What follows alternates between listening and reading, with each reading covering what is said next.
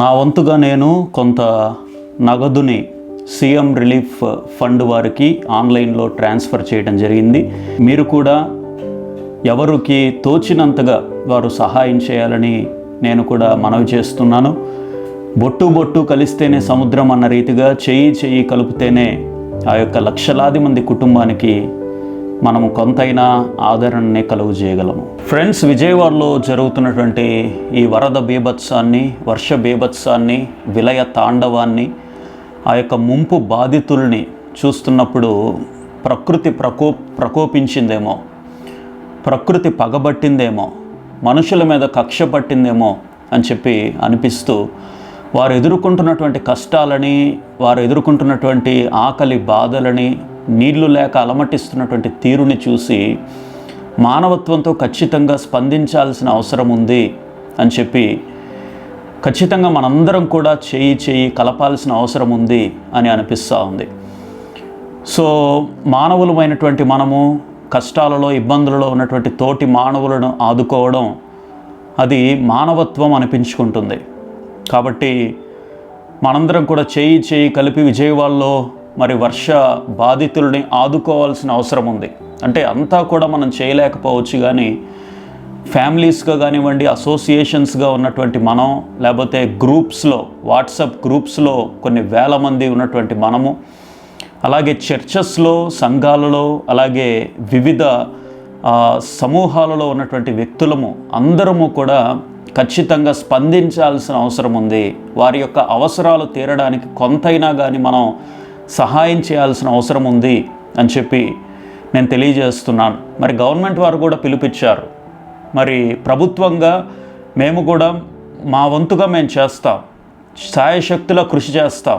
బాధితులను ఆదుకోవడానికి, వారి యొక్క కష్టాల నుంచి బయట పడవేయడానికి మేము ఎంతైనా కానీ ప్రయత్నం చేస్తూ ఉంటాం. కానీ సమాజంలో ఉన్నటువంటి ప్రతి వ్యక్తి కూడా స్పందించాల్సిన అవసరం ఉంది. తోటి మానవులకి ఇబ్బందులు ఎదురైనప్పుడు వారి యొక్క కష్టాలను చూచి హృదయము చెలించిన వారు, హృదయము కదిలింపబడినటువంటి వ్యక్తులు ఖచ్చితంగా స్పందించాల్సిన తరుణం ఆసన్నమైంది. కాబట్టి ఈ రోజున మరి ఆ యొక్క బాధితుల యొక్క కష్టాలు వర్ణనాతీతం అండి. ఒక ఇల్లు ఉందనుకోండి, ఆ ఇంట్లో మొత్తం నీరు వచ్చేసింది, వంటగదిలో నీరు వచ్చేసింది, హాల్లోకి నీరు వచ్చేసింది, బెడ్రూమ్లోకి నీళ్ళు వచ్చేసినాయి, బయటికి వెళ్ళాలంటే చుట్టూ కూడా నీళ్ళు, కరెంటు లేదు, ఏమైనా వండుకొని తిందామనంటే ఆ యొక్క వంట రూమ్లోకి వెళ్ళాల్సినటువంటి పరిస్థితులు లేవు. మరి ఆహారం అందుతుందో లేదో, పాలు అందుతాయో లేదో, నిత్యావసరాలు అందుతాయో లేదో అని దుఃఖముతో అలమటించిపోతున్నటువంటి ఎన్నో లక్షలాది కుటుంబాలు విజయవాడలో ఉన్నాయి. ఈ రోజున మన ఆంధ్రప్రదేశ్ రాష్ట్రానికి ముఖ్య కేంద్రమైనటువంటి విజయవాడ ప్రాంతానికి ఇటువంటి విలయము రావడం, ఇటువంటి కష్టము రావడం నిజంగా బాధాకరం, దుఃఖకరం. మనందరం కూడా స్పందించాల్సిన అవసరం ఉంది. ఈ యొక్క ప్రకృతి ప్రళయానికి మనందరం కూడా స్పందించి చేయి కలపాల్సిన అవసరం ఉంది అని చెప్పి మరి నేను కూడా పిలుపిస్తున్నాను. నా వంతుగా నేను కూడా మరి సీఎం రిలీఫ్ ఫండ్కి, లేకపోతే ప్రభుత్వం వారికి ఏదైనా కానీ చేయాలి అనేటువంటి ఆశ కలిగి ఉన్నాను. మనందరం కూడా చెయ్యి కలిపి ముందుకు సాగిపోదాం, వారిని ఆదుకోవడానికి ప్రయత్నం చేద్దాం. ఏదైనా కానీ మనం చేయొచ్చు. బహుశా ఫుడ్ ప్యాకెట్స్ అందియొచ్చు, పాల ప్యాకెట్స్ అందియొచ్చు, లేకపోతే ఫ్రూట్స్ అందియొచ్చు, లేనిచో నీళ్లు అందించడానికి ప్రయత్నం చేయొచ్చు, పులిహార పొట్లాలు అందియొచ్చు. ఏదైనా కానీ అందించడానికి మనం ముందుకు రావచ్చు. సో ప్రభుత్వం వారు చేస్తున్నటువంటి పనికి మనం కూడా సహకారాన్ని అందించాల్సిన అవసరం ఉందని చెప్పి మరి ఈ రోజున నేను మీకు తెలియజేస్తున్నాను. అలాగే ఈ సందర్భంలో వర్షాలు లేకపోతే వరదలు సంభవించినప్పుడు మనం తీసుకోవాల్సినటువంటి జాగ్రత్తలను గురించి కూడా కొంతమంది నిపుణులు తెలియజేశారు. ఆ జాగ్రత్తలు ఏంటి అనంటే, వారు ఏం తెలియజేస్తున్నారు అనంటే, వరదలు సంభవించినప్పుడు ఈ విద్యుత్ పరికరాలకి లేకపోతే విద్యుత్ పరివర్తనాలకి మనము కొంచెం దూరంగా ఉండాలి. విద్యుత్ ప్రవహించేటువంటి వైర్స్కి కానివ్వండి, ఆ స్తంభాలకి కానివ్వండి తాకకుండా దూరంగా ఉండడం మంచిది. అలాగే ఆ యొక్క వరద నీరు ప్రవహించేటువంటి చోట మోకాళ్ళ లోతు ఉన్నటువంటి ఆ ప్రవాహంలోనికి దిగి నడవడం కూడా మంచిది కాదట. అలాగే ఆ ప్రవాహంలో డ్రైవింగ్ చేయడం కూడా మంచిది కాదట. అంటే ఒకవేళ తప్పనిసరి నడవాల్సి వస్తే ఖచ్చితంగా చెప్పులు వేసుకుని నడవమని చెప్తున్నారు. అలాగే డ్రైవింగ్ చేయడానికి ముందుకు వెళ్తున్నప్పుడు ఆ ప్రవాహంలో, ఆ వరద ఉధృతిలో కొన్నిసార్లు ఆ యొక్క వాహనాలు కూడా కొట్టుకుని వెళ్ళిపోయేటువంటి పరిస్థితి ఉంటుంది. కాబట్టి ఆ వేగంలో వాహనాలు కూడా మరి అడ్రస్ లేకుండా పోతాయి. కాబట్టి కొన్నిసార్లు కొంచెం జాగ్రత్త వహించి వెహికల్స్ని ఆ వరద ప్రవాహంలోనికి తీసుకుని వెళ్లకుండా డ్రైవింగ్ చేయకుండా ఉండటానికి ప్రయత్నం చేయండి అని చెప్పి నిపుణులు తెలియజేస్తున్నారు. అలాగే తినేటువంటి ఆహారం విషయంలో కూడా, ఆరోగ్యం విషయంలో కూడా వారు ఏం చెప్తున్నారు అనంటే, ఆహారము ఎప్పటిదో కాకుండా తాజాగా ఉండేటువంటి ఆహారాన్ని తీసుకోవడానికి ప్రయత్నం చేయండి. అప్పుడే తాజాగా వండినటువంటి లేకపోతే పొడి ఆహారాన్ని తీసుకోవడానికి ప్రయత్నం చేయండి. ఎందుకనంటే నిల్వ ఉన్నటువంటి ఆహారంలో బహుశా బ్యాక్టీరియా ఉండుండొచ్చేమో. ఆ బ్యాక్టీరియా ద్వారా మనం అనారోగ్యం పాలైతే, ఆ వరదల్లోతో పాటుగా మనం కూడా అనారోగ్యం వస్తే మనం కూడా చాలా ఇబ్బందులు పడాల్సి వస్తుంది. కాబట్టి తిండి విషయంలో, తినేటువంటి ఆహారంలో కూడా నిల్వ ఉంచుకోకుండా తాజా ఆహారాన్ని తీసుకోవడానికి ప్రయత్నం చేయండి. అలాగే నీరు కూడా నిల్వ ఉంచినటువంటి నీరును కాకుండా వేడి నీటిని లేకపోతే కాచినటువంటి నీటిని, కాచి వడబోసినటువంటి నీటిని తాగడం ద్వారా మనం ఇన్ఫెక్షన్స్ బారిన పడకుండా ఉంటాము. అలాగే ఇంటిలో కూడా నీరు నిల్వ ఉంచుకోవద్దు, అలాగే చెత్తని నిల్వ ఉంచుకోవద్దు అని చెప్పి నిపుణులు తెలియజేస్తున్నారు.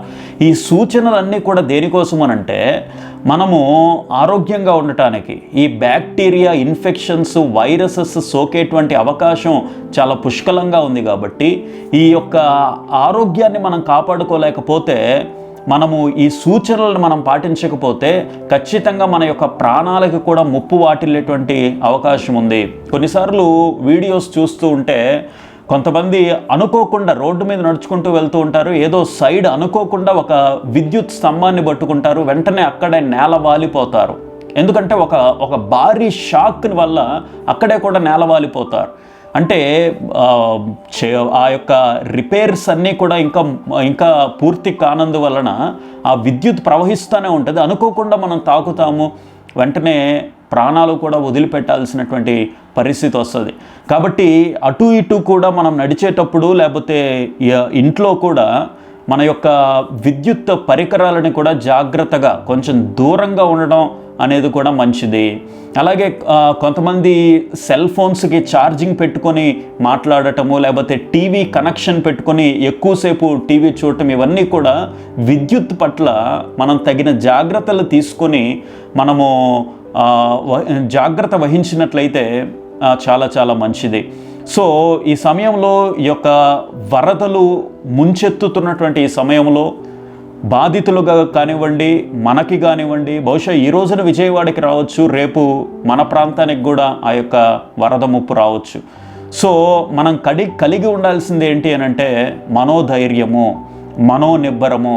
అయ్యో ఇటువంటి పరిస్థితి ఏంటి, నేను ఇప్పుడు వరకు చాలా హాయిగా బ్రతికాను కదా, ఇంత కష్టం వచ్చి పడింది ఏంటి, ఇంత ఇబ్బంది వచ్చి పడింది ఏంటి, నా భవిష్యత్తు ఎలా ఉంటుందో ఏమో, ఏంటి ప్రతికూల పరిస్థితి అని చెప్పి చాలామంది నిరుత్సాహానికి గురవుతూ ఉంటారు, నిరాశకు గురవుతూ ఉంటారు. ఏంటి ఈ చీకటి, ఏంటి ఆహారలేమి, కనీసం తినడానికి తిండి లేదు, తాగడానికి నీరు లేదు, ఏంటి పరిస్థితి, ఏంటి దుఃఖం అని చెప్పి కొన్నిసార్లు నిరుత్సాహానికి గురయ్యేటువంటి ప్రమాదం చాలామంది ఉంది. ఈ రోజున ఖచ్చితంగా ఏ ఒక్కరూ కూడా నిరుత్సాహపడొద్దు. ఖచ్చితంగా ఒక మంచి రోజులు రాబోతున్నాయి.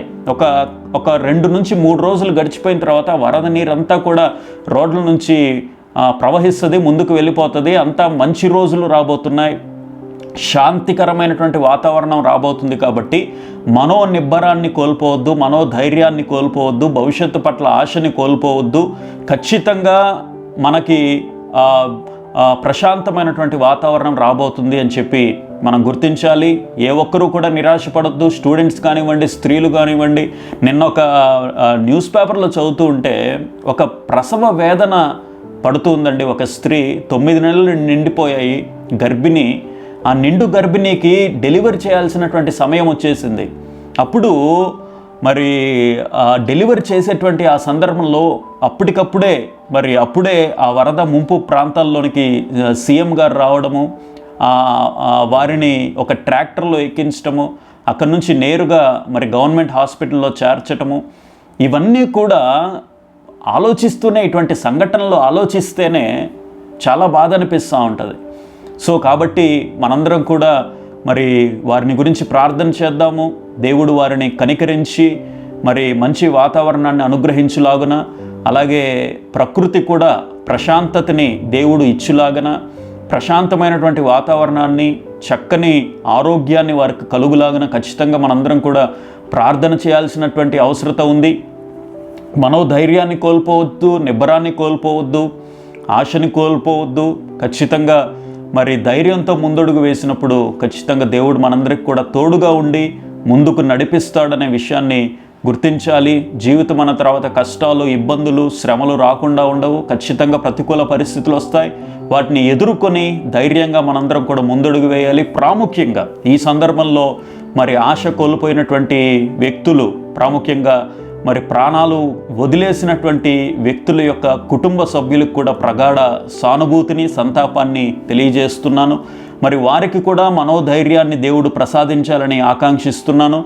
మరి అలాగే ప్రాముఖ్యంగా మనందరం కూడా వారి యొక్క క్షేమము కోసం ప్రార్థన చేద్దాము. వారి యొక్క భవిష్యత్తును గురించి ప్రార్థన చేద్దాము. ఆ నగరం గురించి ప్రార్థన చేద్దాము. ముంపు బారిన భవిష్యత్తులో పడకుండా మరి మనందరం కూడా ప్రార్థన చేద్దాము.